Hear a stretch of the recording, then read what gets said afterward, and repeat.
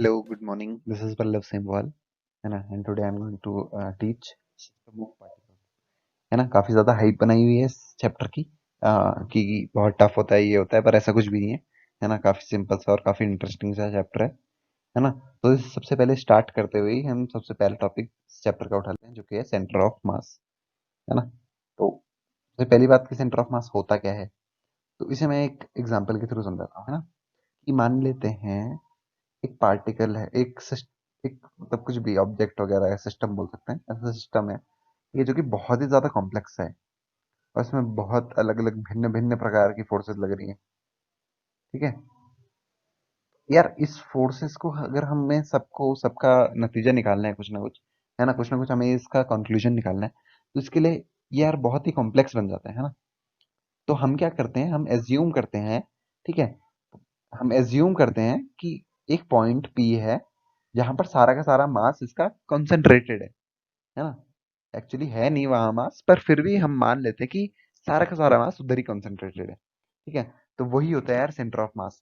What is centre of mass? The point in which all the mass of the body is concentrated to be assume to be concentrated, है ना? Assumed is a very important word, क्योंकि actually में होता नहीं है, पर हम क्या करते हैं, एज्यूम करते हैं। जैसे इसको हमने मान लेते हैं, इसका मास m है, तो हमने इसको किससे रिप्लेस कर दिया? हमने एक पॉइंट मास p से रिप्लेस कर दिया जिसका मास है m, और इस पे अब अलग अलग टाइप की, जिस एंगल में F1 लग रहा था उस एंगल में F1 लग रहा है ना? और जिस एंगल में F2 लग रहा था उस एंगल में F2 लग रहा है। ठीक है, तो इससे होता क्या है ना? जैसे एक एग्जांपल ये भी था, ठीक है, कि एक यूनिफॉर्म बॉल है ना? तो इसका सेंटर ऑफ मास एग्जैक्ट उसके सेंटर में होता है। तो अगर इस पे कोई भी फोर्स लग रही है तो हम एज्यूम कर लेते हैं कि वो जो भी फोर्सेस हैं वो उसके सेंटर पे लग रही है। ठीक है, दूसरी बात कि होता क्या है, तो करेंगे क्या इसको पढ़ के? ठीक है, कई सारे बच्चों के सवाल में दिमाग में मतलब सवाल आता है कि करेंगे क्या भैया, बताओ तो सही कि करेंगे क्या इसको पढ़ के? ठीक है, तो करेंगे क्या? सबसे पहली बात, प्रॉब्लम सॉल्व करेंगे। बहुत ही ड्रास्टिकली ये प्रॉब्लम्स को सॉल्व करता है। ठीक है, बड़ी सारी प्रॉब्लम्स ऐसी होती हैं जिनमें बहुत ही कॉम्प्लेक्स फोर्सेस लग रहे होते हैं। अभी तो हमने टॉर्क के बारे में भी पढ़ा नहीं है, पर टॉर्क लग रहा होगा, है ना? तो सारी चीजें हम अगर मतलब एक साथ कैलकुलेट करने बैठे तो वो करना पॉसिबल होगा नहीं, है ना? तो इसीलिए हम क्या करते हैं, एज्यूम कर लेते हैं कि इसका मास सारा का सारा एम एक पॉइंट पर है ना? वैसे तो पॉइंट मास वैसे भी प्रैक्टिकल लाइफ में पॉसिबल नहीं है, पर फिर भी हम एज्यूम कर लेते हैं ताकि हमारी प्रॉब्लम्स सॉल्व हो जाए। और कई सारी प्रॉब्लम्स तो ऐसी हैं जो कि सिर्फ सेंटर ऑफ मास को लेकर ही सॉल्व होती हैं, है ना? बहुत इजीएस्ट वे उनको सॉल्व करना क्या होता है, सेंटर ऑफ मास, है ना? तीसरी और अनकही बात तो तुम सभी जानते हो, जेई में आता है भाई।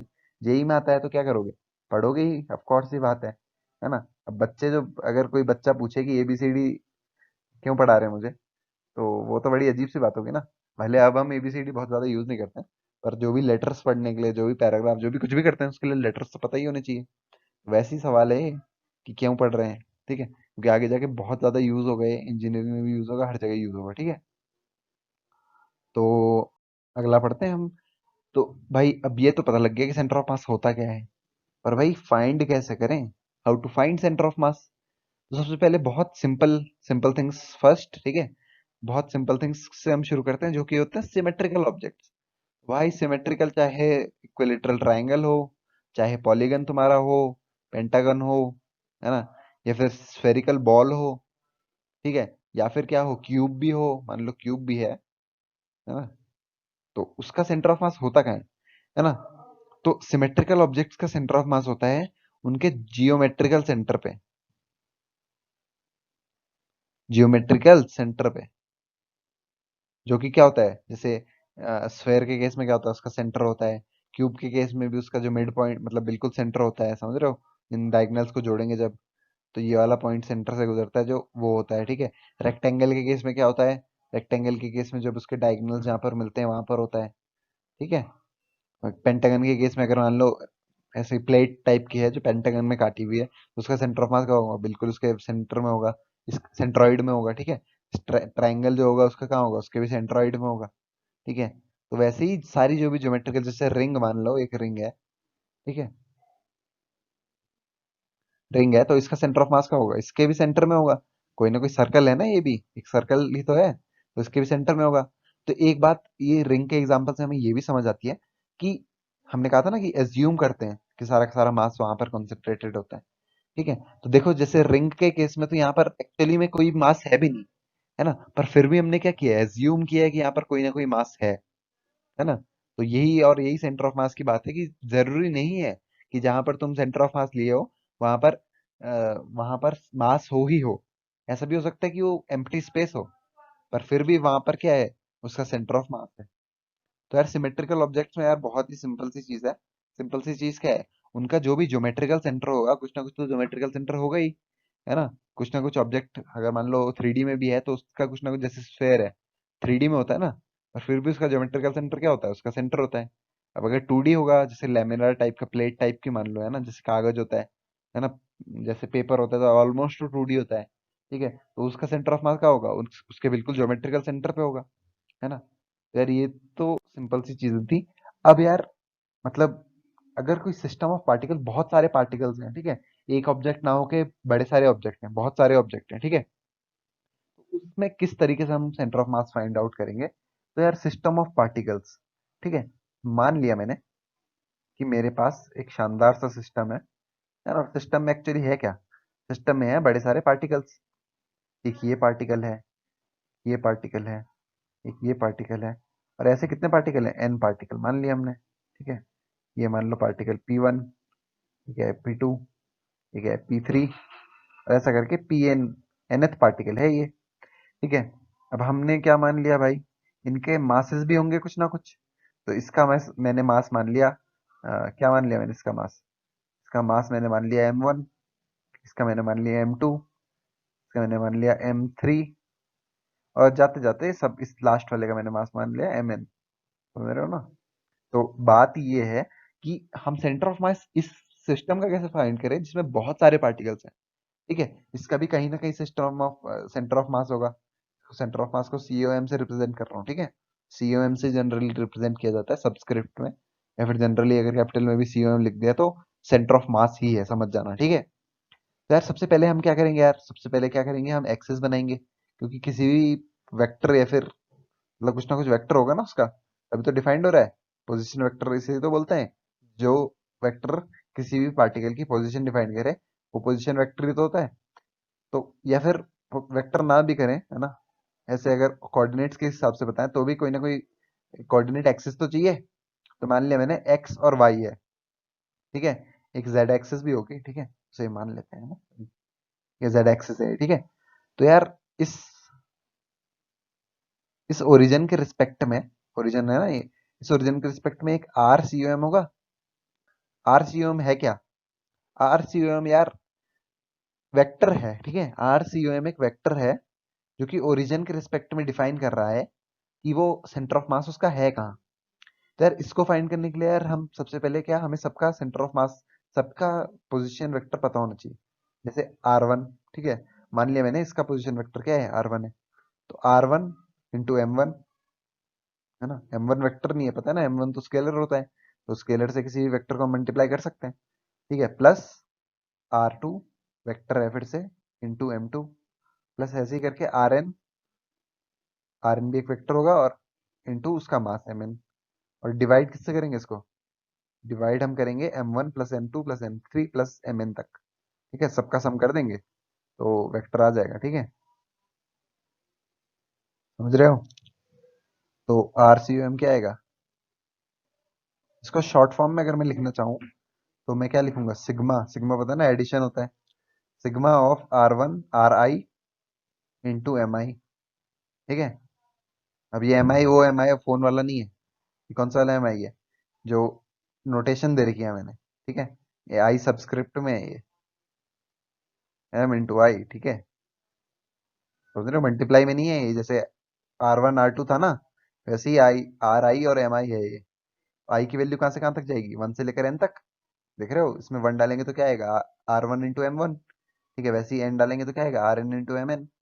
ठीक है, तो नीचे क्या बन जाएगा, नीचे हमारा बन जाएगा 1 से लेकर N तक, और इसको क्या लिखूं मैं, MI लिखूं, ठीक है, सम ऑफ ऑल मासेस इंटू उनके जो पोजीशन है, इंटू उसका मास, प्लस जो M2 है इंटू उसका पोजीशन, ठीक है, फिर M3 इंटू उसका पोजीशन, ऐसा करके ये आ जाएगा। ठीक है, अब यार एक सिंपल सी बात और थोड़ा मैं कर दूं, अगर मान लेते हैं v हमारे पास कोई भी वेक्टर है तो उसे हम उसकी कोऑर्डिनेट्स की फॉर्म में लिख सकते हैं, है ना। जैसे एक्स आई कैप प्लस वाई जे कैप प्लस जेड के कैप, ऐसे लिख सकते हैं हम, है ना।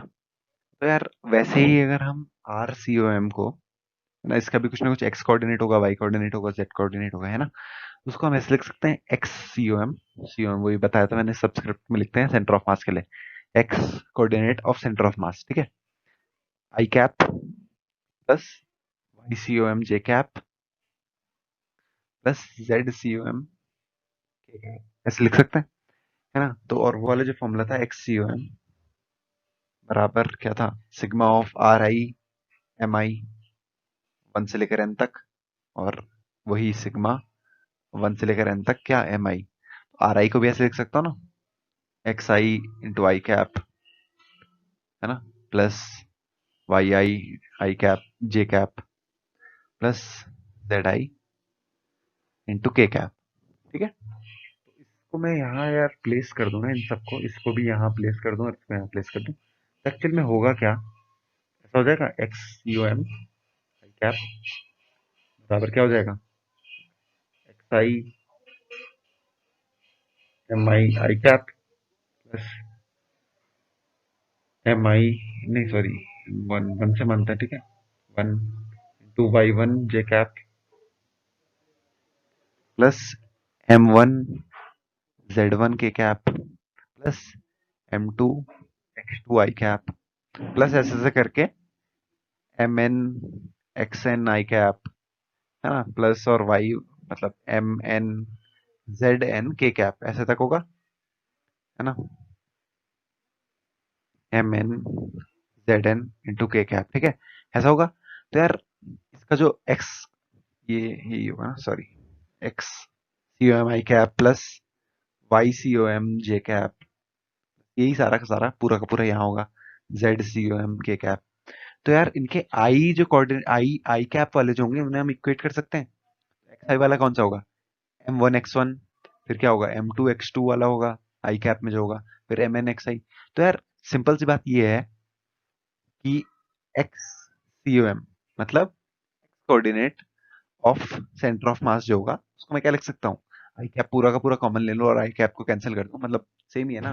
तो इसके वेक्टर वैल्यू मतलब जो स्केलर जिससे मल्टीप्लाई हो रहा है वो सेम होना चाहिए, जो वेक्टर सेम है तो जो उससे मल्टीप्लाई हो रहा है वो भी तो सेम होना चाहिए, और इक्वेट कर रहे हैं तो इसको मैं ऐसे लिख सकता हूँ M one into X one plus M two into X two plus वही M N into X N upon क्या, M one plus M two plus M three. तो क्या मैं ये किसी भी कोऑर्डिनेट के लिए लिख सकता हूँ, क्या उसका कोई भी कोऑर्डिनेट उसका वही होगा कि उसका x i into m i sigma 1 से लेकर एन तक upon sum of all masses 1 से लेकर एन तक, ठीक है।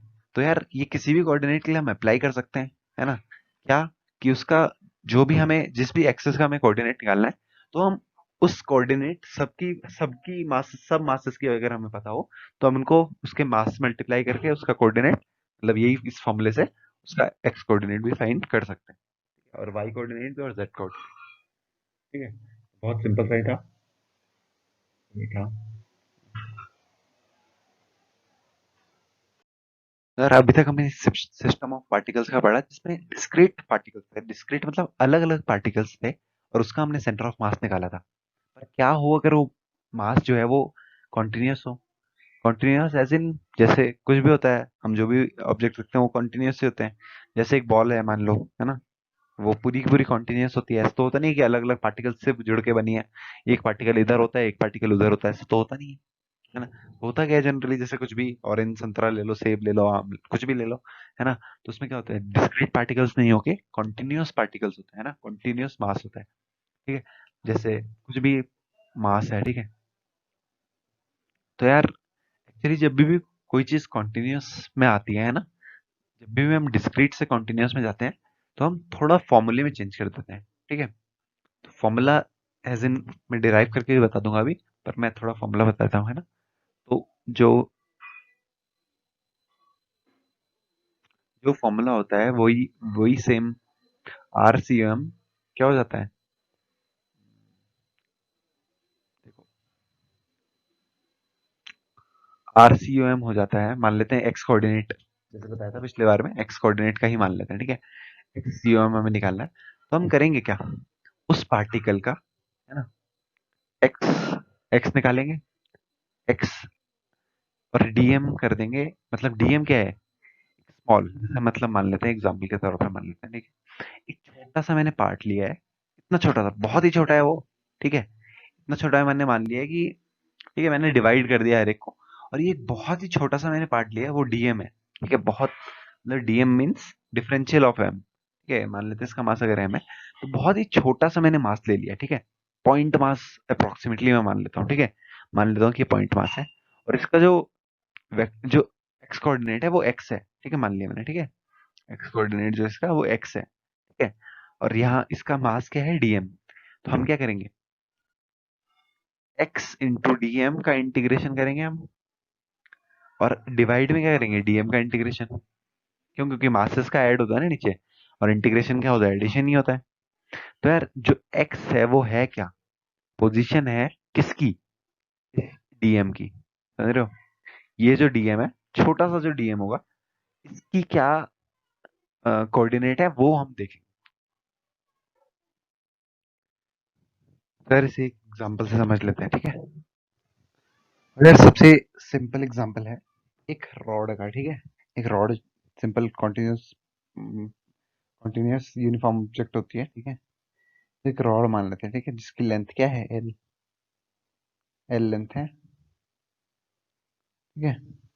तो यार सिस्टम ऑफ पार्टिकल, मतलब सेंटर ऑफ मास जो है वो किसके रिस्पेक्ट में दिया जा रहा है यार, वो बहुत इंपॉर्टेंट है ना। तो इस केस में मैंने इस तरीके से एक्सेस चूज करी है, आप किसी भी तरीके से एक्सेस चूज कर सकते हो, पर हम क्या करते हैं, हम इस तरीके से एक्सेस चूज करते हैं ताकि हमें मिनिमम कैलकुलेशन करनी पड़े, ठीक है। तो इस केस में मैंने इसको ओरिजिन माना है, ठीक है। तो यार इस फॉर्मूले का के तरीके से, मतलब उसका x, जो x है मान लिया हमने, ये है, ठीक है, ठीक है। और ये क्या, इतने छोटे को मैंने क्या मान लिया, डीएम मान लिया, इसको मैं क्या मान लूंगा, डीएक्स मान लूंगा, ठीक है। तो यार एक इसी सिंपल से फॉर्मूले में लिख लूं मैं कि अगर एक्स सीओएम में फाइंड करना चाहूँ, तो यार अभी मैंने क्या बताया था कि ये एक्स क्या होता है, डीएम का जो लोकेशन होती है वो होती है, डीएम का जो एक्स कोऑर्डिनेट वो होती है। तो यार इस डीएम की जो लोकेशन होगी वो एक्स होगी, क्योंकि अप्रोक्सीमेटली ये डीएम पॉइंट मास है ना। तो पॉइंट मास को एक्स इंटू क्या, डीएम लिख दिया मैंने, और इसका इंटीग्रेशन कर दूंगा, कहाँ से कहाँ तक करूंगा, एक्स, ठीक है। अब देखो सबसे पहली बात, कहाँ से कहाँ तक छोड़ो तुम, हाँ, सबसे पहली बात जो डीएम है उसको कैसे मैं निकालूं एक्स के फॉर्म में। अगर डीएम जो है वो एक्स के फॉर्म में होगा तभी तो इंटीग्रेट हो पाएगा, है ना। तो यार मैंने मान लिया इस लेंथ, इसका मास था एम, ठीक है, और यूनिफॉर्मली डिस्ट्रीब्यूटेड है, तो यूनिफॉर्मली डिस्ट्रीब्यूटेड है, तो अगर एल लेंथ में मास एम है ना, तो डीएक्स लेंथ में कितना होगा, m upon l by d x, ये होगा। तो डी, तो डीएम को मैं क्या लिख सकता हूँ, डीएम को मैं क्या, डीएम को मैं क्या ये लिख सकता हूँ, m upon l into d x. तो यार वही जो x इंटू डी एम था उसको मैं ये लिख सकता हूँ, x into m upon l into d x, और इसका इंटीग्रेशन, x है ना, x का इंटीग्रेशन कर रहे हैं, कहाँ से कहाँ तक, यहाँ, यहाँ पर x क्या होगा, जीरो, और यहाँ पर क्या होगा, l, तो जीरो से l तक हम इसको इंटीग्रेट करेंगे, अपॉन नीचे जो बेस है उसमें क्या है, dm को फिर से मैं m upon L D x लिख दूं, इसका मास क्या, जीरो से लेकर l तक, है ना। इसी चीज को हम क्या करते हैं, आगे सॉल्व करते हैं। तो x dx का इंटीग्रेशन क्या होता है, एक्स स्क्वायर, और m बाई एल तो चलो है ही है, एक्स स्क्वायर, और इसकी लिमिट क्या है, जीरो से एल, ठीक है। और नीचे अगर हम देखें m by L into x, और x की लिमिट क्या है, जीरो से लेकर l तक, एक्स स्क्वायर अपॉन टू होता है, ठीक है। m बाई एल से तो m बाई एल कैंसिल हो जाएगा, ठीक है, और बाद बाकी क्या बचा, एक्स स्क्वायर, तो इसमें क्या आएगा, L square upon two minus zero, तो वो तो एल स्क्वायर अपॉन टू आ गया, अपॉन टू, और नीचे क्या है, एल माइनस जीरो, तो क्या हो जाएगा, एल हो जाएगा। एक एल से क्या एक एल कैंसिल हुआ, एक एल से क्या एक एल कैंसिल हुआ, ठीक है। तो आंसर क्या आ गया, एल बाई टू, है ना, एल बाई टू हमारा क्या आ गया आंसर। यार इसका सेंटर ऑफ मास वैसे भी देखें, थोड़ा दिमाग भी लगाएं, तो एक सिमेट्रिकल ऑब्जेक्ट है ना, तो सिमेट्रिकल किसके अबाउट है, एल बाई टू के अबाउट, इसके अबाउट सिमेट्रिकल होगी ना, इसका सेंटर ऑफ मास कहाँ हो जाएगा, एल बाई टू हो जाएगा।